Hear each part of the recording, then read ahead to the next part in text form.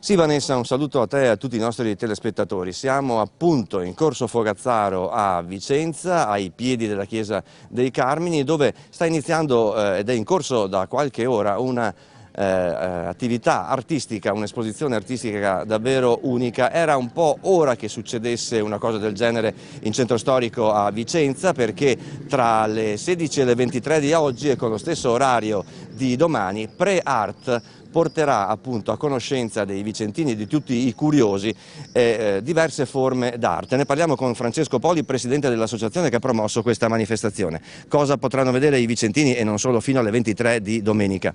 Allora, una esperienza variegata direi, perché si parte con queste magnifiche illustrazioni, poi si segue lungo la strada poeti, musicisti e poi soprattutto un corso di botteghe che ha partecipato a questa iniziativa aprendo le sue stanze e mostrando i suoi gioielli migliori. Quindi ecco, un'esperienza a 360 gradi. Ecco, mancava un'esperienza del genere a Vicenza forse?